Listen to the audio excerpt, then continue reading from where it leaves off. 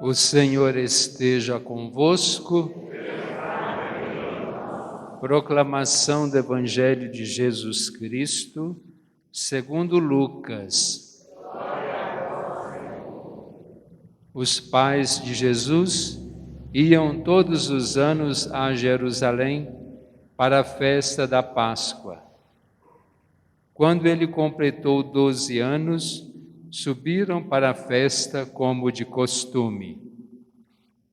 Passados os dias da Páscoa, começaram a viagem de volta, mas o menino Jesus ficou em Jerusalém sem que seus pais o notassem. Pensando que ele estivesse na caravana, caminharam um dia inteiro.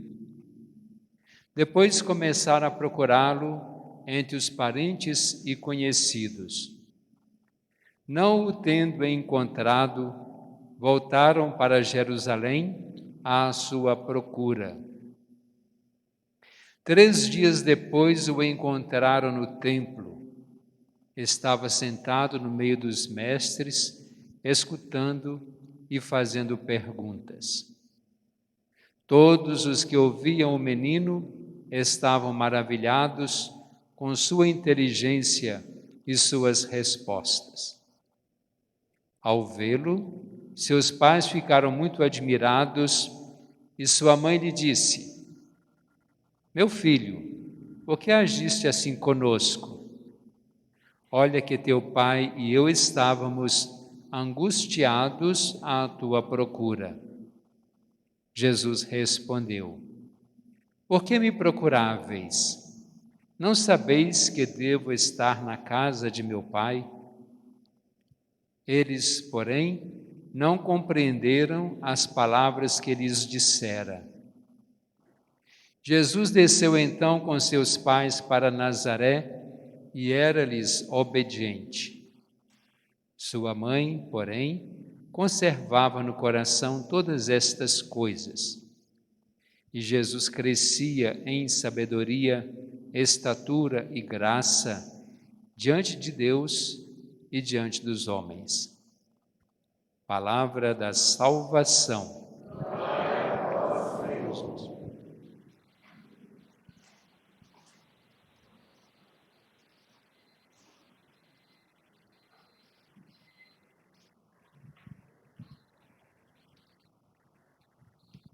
Normalmente no domingo, após o Natal, quando isso não cai no dia 1º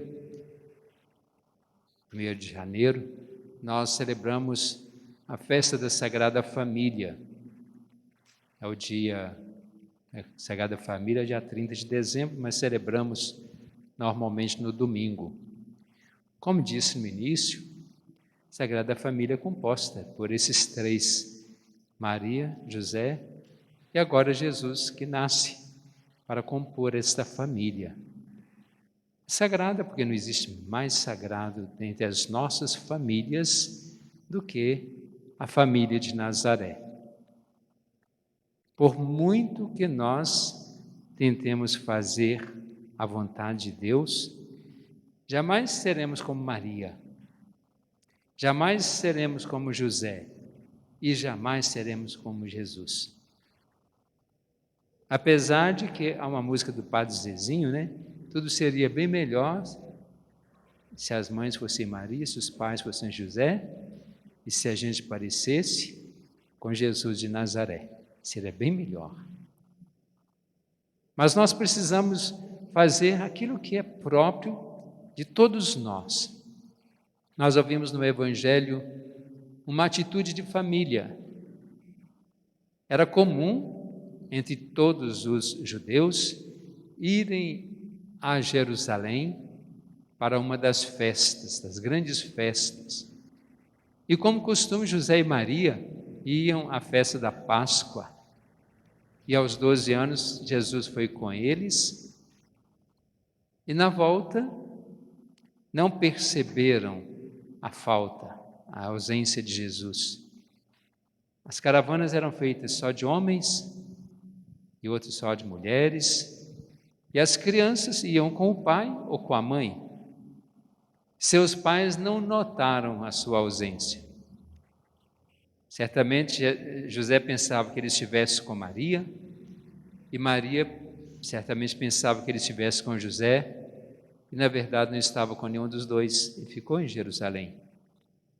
E voltaram e o encontraram lá no templo, conversando com aqueles doutores, com os mestres da lei, e que eles ficavam admirados das suas perguntas, das suas falas, e que quando Maria o encontra, ela faz uma certa admoestação. Por que você faz isso conosco? Não, seu pai e eu estávamos aflitos procurando você. Que Jesus fala, não sabiam que eu devo fazer as coisas do meu pai? Esse texto, ele compõe uma daquelas 7 dores de Nossa Senhora. E nós contemplamos também num dos mistérios do nosso rosário. Os mistérios gozosos. Não é que a perda seja um gozo, uma alegria, mas o encontro. Se Maria passou pelas 7 dores, seja lá a espada de dor, a fuga para o Egito, o encontro com Jesus com a cruz às costas, a morte. Ela passou todas as dores, não vou falar qual que é maior, porque só ela pode dizer, mas ela sempre sofria com o seu filho. Quer dizer, fugir com ele. A espada de dor, quando Simeão anuncia, estava com ele nos braços. O encontro com ele às costas, encontra com ele pessoalmente. A morte, mas essa dor, ela sofre pela ausência, está sofrendo longe. Quando a gente vê numa multidão, a gente vê nas caravanas ou nas grandes celebrações, sejam elas religiosas ou não, de vez em quando uma criança se perde, tanto a criança fica aflita como seus pais. E não aconteceu diferente com Maria. E quando ele falou, não sabiam que devo me ocupar das coisas do meu pai, o Evangelho diz, eles não compreenderam, mas Jesus voltou com eles e era-lhes submisso. Hoje, falando da Sagrada Família, o que nós podemos falar? Não repare sem ficar o dia inteiro, a noite inteira, a semana inteira, falando sobre família. Por quê? É claro que o mais importante não é só falar, é viver. Quem é que não tem nada para falar sobre família?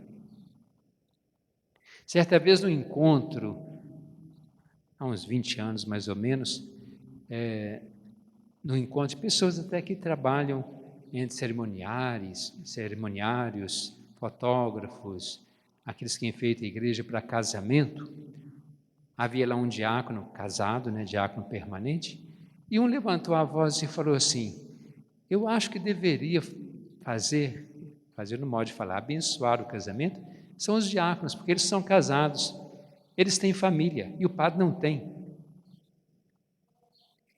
Quem é que não pode falar de família?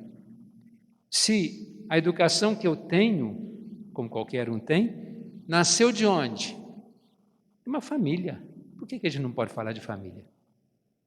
Nós ouvimos São Paulo. Não consta que São Paulo teve família. Tanto que ele escreveu aos Colossenses e como ele escreve também aos Filipenses, aos Efésios. Então, ele fala muito de família. Quem é que não pode? Até aquele abandonado na rua que não tem família de espécie nenhuma, ainda que seja aquela ânsia, vontade de ter uma família, ele pode falar. Agora, o que nós podemos falar? É aquilo que às vezes nós vivemos. E muitas vezes o que nós não vivemos, por nossa culpa, por nossa falta. Quantas vezes talvez a moça fala assim, eu não quero casar, porque eu vejo que meu pai faz de mal para minha mãe. Quer dizer, ela está vendo. Ela não quer essa família que ela está vivendo como filha, ela não quer para ela como esposa ou como mãe. Então, essa culpa é de quem? Que às vezes a gente fica sempre nesse negócio. seja feita a vontade de Deus. Mas por que nós não fazemos a vontade de Deus? Seja feito só na oração, só no pensamento, mas na prática nós não fazemos a vontade de Deus. Eu acho que falar de família não precisa mais do que nós lermos, relermos 50 vezes, 1000 vezes esse texto que nós ouvimos do livro do Eclesiástico, na primeira leitura. Só isso. Ali está, tintim por tintim. E tudo que nós devemos viver em família. Mas resumindo em 2 palavras que São Paulo falou na segunda leitura: ter amor, né? E suportar. Porque às vezes nós queremos que os outros nos suportem, mas nós somos carrascos com os outros. Nós não somos fiéis, nós maltratamos física ou psicologicamente e queremos que os outros sejam super dóceis com a gente. Não existe perfeição na família, a não ser na Sagrada Família de Nazaré. Não existe perfeição. Mas nós precisamos fazer que a nossa família seja o melhor local do mundo. Porque ali nós nascemos, ali nós nos criamos, ali criamos os outros, os filhos, irmãos mais novos, sobrinhos, netos. Então nós precisamos fazer desse lugar onde nós normalmente passamos a maior parte da nossa vida, do nosso dia. E nós precisamos estar bem. E se nós maltratamos, aí já começa aquela rixa, aquela rivalidade, o ódio. E nós ouvimos São Paulo falando, suportar e perdoar. O que é perdoar? Eu gosto sempre de falar que quem não perdoa é como aquele que toma veneno para o outro morrer. Que você morra, o outro não está nem sabendo se eu existo, e eu fico com ódio no meu coração, e aquilo vai me matando. E nós temos o costume, uma grande parte de todos nós temos o costume, quando há um erro, colocar a culpa no outro. Nem sempre nós assumimos o erro, porque é o outro que está errado, o outro que fez diferente. Por que eu não posso ter a maturidade de assumir o erro, de assumir aquilo que eu fiz, que eu poderia ter feito melhor e não consegui, ou eu não tentei, ou eu não quis? Eu preciso assumir isso para que eu tenha uma vida digna e possa proporcionar uma vida digna àqueles que estão ao meu redor. Então aí vem o livro do Eclesiástico, aquele que honra seu pai e sua mãe terá vida longa. Não importa se você quer viver muito ou pouco, mas está lá nos mandamentos, honrar pai e mãe, pronto, acabou. O pai tem que tratar bem seus filhos, e isso a gente vê que muitas vezes nós não percebemos esse carinho. É claro que os pais que usam um pulso firme na educação do seu filho, os pais que cobram dos seus filhos, isso não é falta de carinho, isso não é falta de amor, não. É educar o seu filho para a frente. E passar a mão na cabeça pelo erro, coitado, é meu filho, é assim mesmo, a geração é outra. Nós precisamos acordar que não é nem tanto ao mar, nem tanto à terra. Precisamos usar o meio termo. Não é ser exageradamente cobrador, aquele que só faz o mal, mas também não podemos só passar a mão na cabeça no erro dos filhos. Quem é pai, quem é mãe, realmente pode dizer mais. Mas se a gente faz isso, a gente está educando para que a pessoa Viva sempre na dependência do pai e da mãe. Quando ele assumir a sua vida, ele não vai ter isso mais, aí ele vai quebrar a cara. Então eu prefiro quebrar a cara enquanto está sendo educado. Que ali ainda tem o apoio dos pais, e quando não tiver mais, aí vai ser tarde. E a gente vê na internet tantas frases bonitas de família, de perdão, de amor. É bom, é bonito. É preferível a gente pregar essas coisas boas, mas nem sempre, nem sei quem é que fala isso, que escreve, que posta, mas nem sempre as pessoas que postam isso, poderia até ser eu, nem sempre vive aquilo em casa. Então, fala para os outros, mas não vive para si. Não adianta eu ficar falando isso, e se eu comigo, não vou dizer nem na minha família, se eu comigo eu tenho apenas maldade, eu não me coloco à disposição de ajudar o outro a crescer, meu irmão dar a mão a ele para levantar. É preciso que a gente mude um pouquinho o nosso comportamento, o nosso pensamento. São Paulo, na carta aos Efésios, ele fala, questão do casamento. Nenhum homem jamais odiou a sua própria carne. Ao contrário, ele a nutre e trata dela. E como no casamento vem ao altar um homem e uma mulher, um noivo e a noiva, e prometem amor e fidelidade, essa união por toda a vida, e que ao final se diz, já não são dois, mas uma só carne, o que ferir ao meu esposo ou à minha esposa, está ferindo a mim, a minha carne. E por isso eu preciso cuidar da ferida do esposo ou da esposa. Se eu tenho uma pequena dor, uma feridinha, a gente olha, a gente procura cuidar dela, eu preciso cuidar da dor do esposo, da esposa, porque é a sua dor, não sendo dois, mas uma só carne, é a sua dor. Às vezes a tradução fala, mulheres sejam submissas a seus maridos. A palavra é de acordo com a realidade da época. Mas é melhor nós ouvirmos como São Paulo escreveu hoje aos Colossenses, né? Sejam solícitas. Maridos, amai as vossas esposas como Jesus a sua igreja. Quer dizer, é um amor perfeito, um amor infinito. Amor não termina. Às vezes as pessoas já dizem, parece que aqui já deve ter dito, mas eu sempre digo isso, o amor não acaba. Por quê? São João fala que Deus é amor. Deus é amor. Vamos repetir? Deus é amor. Vamos de novo, forte. Deus é amor. Deus acaba? Não. Então o amor não acaba. Eu posso expulsar Deus da minha vida.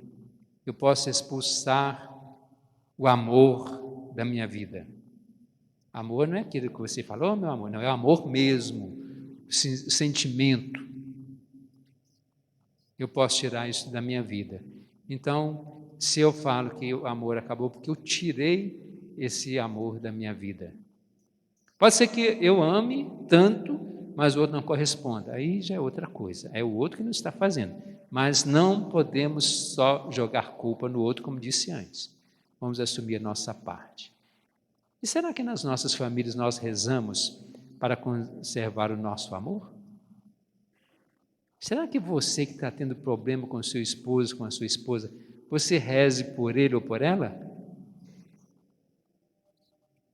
Será que nós rezamos para os filhos e com os filhos? Não existe família perfeita, mas eu tive um exemplo muito grande na minha família. Lá em casa, a gente era criança, talvez ficava até dormindo, mas tinha que rezar o texto todos os dias em família. Uma coisa de vez em quando eu digo assim em rodinha de conversa, meu pai rezava o texto todos os dias com a gente. Aí o vizinho chamava, meu pai chamava Francisco, São Francisco, é meu aniversário. O senhor podia ir amanhã lá em casa rezar o texto com a gente? Estou convidando o senhor, a família. A gente ia lá, rezava o terço. A gente estava voltando para casa, chegava em casa, agora nós vamos rezar o terço. Ô pai, nós já não rezamos? Agora é o da nossa obrigação. Então, nunca me lembro que ele tenha deixado de rezar o terço um dia. Não é que você seja obrigado a rezar o terço, mas você reza em família? Você reza pedindo a proteção de Nossa Senhora no terço, no rosário, ou quantas vezes você louva a Deus e também através de Maria, que é essa mãe amorosa? Então que nós pensemos um pouco, às vezes é falta de oração. Não é só rezar, não, mas precisamos rezar pelas nossas famílias e seguir o exemplo da Sagrada Família. Mas vamos colocar na nossa vida o amor, o perdão, que aí implica diálogo, compreensão, paciência, a série de palavras que fazem parte desse conjunto do amar e perdoar. Eu perdoei uma vez. Perdoei a segunda. Bom, agora a terceira vez não perdoo mais. E aí? Quantas vezes devo perdoar o meu irmão pecar contra mim? Até 7 vezes? Não só 7. E quantas vezes Deus me perdoa diariamente? Se eu fico sem vergonha de ficar perdoando tantas vezes, Deus é o maior sem vergonha de tudo, porque Ele nos perdoa sempre. E nós queremos sempre perdoar. Então vamos perdoar-nos as nossas ofensas, assim como nós perdoamos a quem nos tem ofendido. É o que nós rezamos no Pai Nosso. Deus nos perdoa na medida em que nós perdoamos. Se eu perdoo muito, Deus me perdoa muito. Se eu perdoo pouco, Deus me perdoa pouco. Se eu não perdoo nada, Deus me perdoa nada, porque é assim que eu peço a Ele. E Deus ouve a nossa oração, assim como Ele me dá coisas boas, aquela proposta que eu faço na minha oração, Deus ouve também. Claro, Deus é sempre misericordioso, mas é a oração que eu faço. Então depois, se eu não conseguir um perdão, eu não posso reclamar de Deus, porque eu estou fazendo dessa maneira. Que a gente possa ter sempre uma família rica do amor, sempre abençoada por Deus. Façamos a nossa profissão de fé.